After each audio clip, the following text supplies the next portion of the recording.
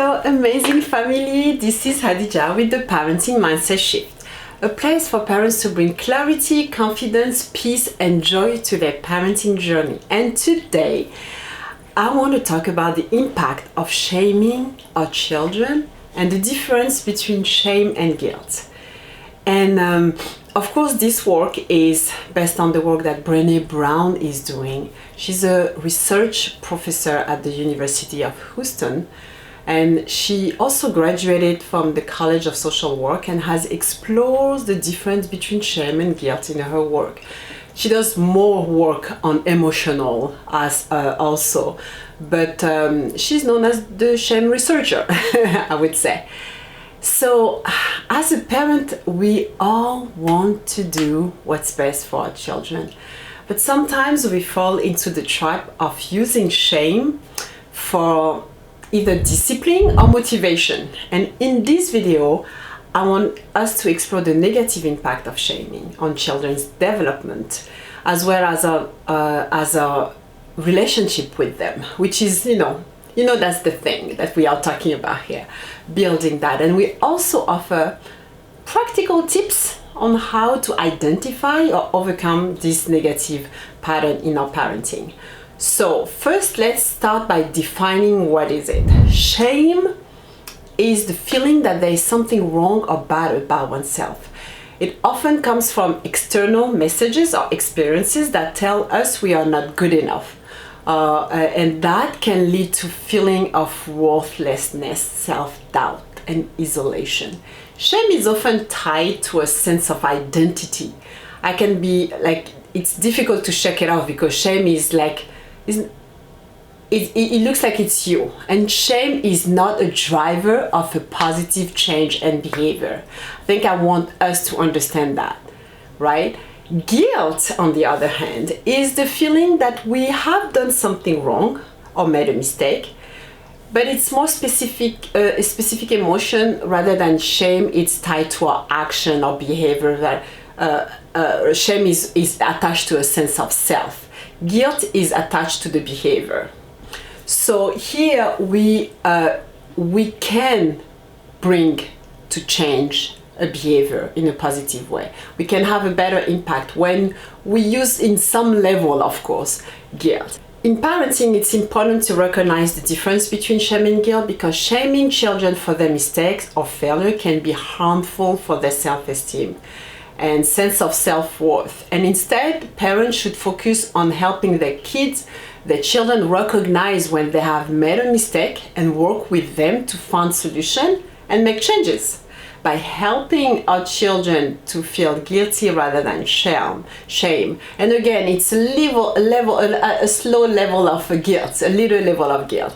Parents, we can support their emotional development and help learn from their mistake in a healthy way. When you use shame, you don't teach that.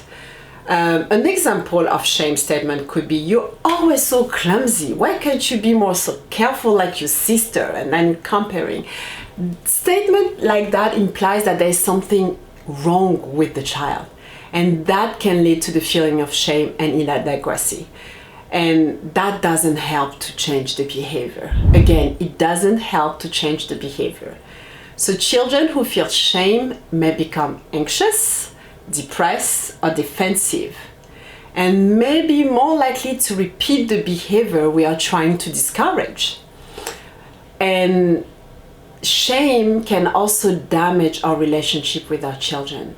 When we use shame to control our children's behavior, we essentially send the message that our love or approval are conditional on their action. This can create a dynamic where our children feel like they have to earn our love and approval rather than feeling unconditionally and supported and accepted. So an example of a guilt statement could be, instead of focusing on the identity of the person, I'm disappointed that you broke your sister's toy, for instance. It's important to take care of our things and treat them with respect. So this statement acknowledges that the child's mistake, but focus on the behavior rather than the child's worth of our identity. And this encourages the child to take responsibility for their action and make changes without feeling bad about themselves. And we may say something like, you know, I'm disappointed in your choice that you made. That behavior was completely unacceptable.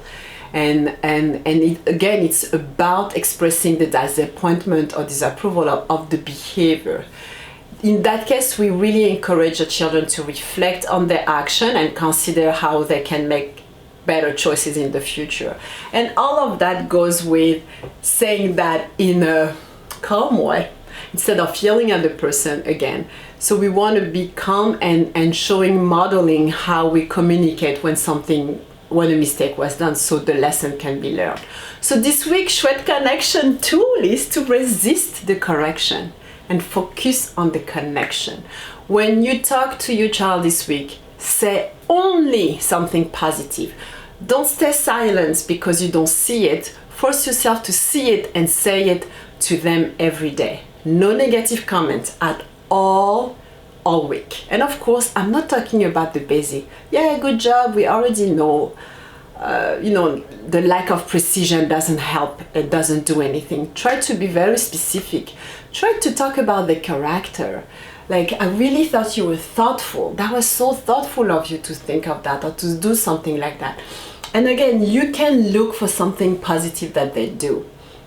Remember to focus on the behavior rather than the child's character, and use positive reinforcement to encourage good choices.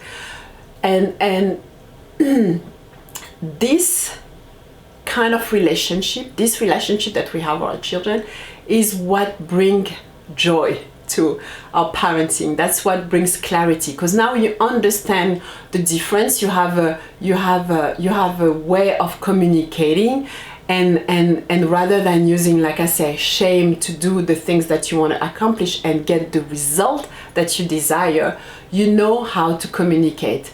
And the goal is really to get a result. So just like focus on those aspects. Try to just for a whole week, every night, focus on something that you saw about your child that is positive. And I truly believe that there is a change that's happening when we are focusing on that aspect. And I'm not saying when something serious happened that week you're not addressing it. I'm saying that focusing on the positive of your child's character and behavior and communicate that. And it's only the practice that we do that is going to help us to get there. If you don't use the opportunity that you have in front of you to practice what you're trying to change in your own behavior, because we grew up like that. I personally grew up with being shamed and thinking that's how I'm going to change my behavior. And we may think that it worked with us again, but it doesn't. It doesn't. The only thing it does, it's like we become, more fearful of some decision that we want to make, and that's not what we want for our children. So let's just bringing awareness about those two terms today. So thank you for watching. Thank you for watching, and I will see you in the next video. Don't forget to like, subscribe, and share the video.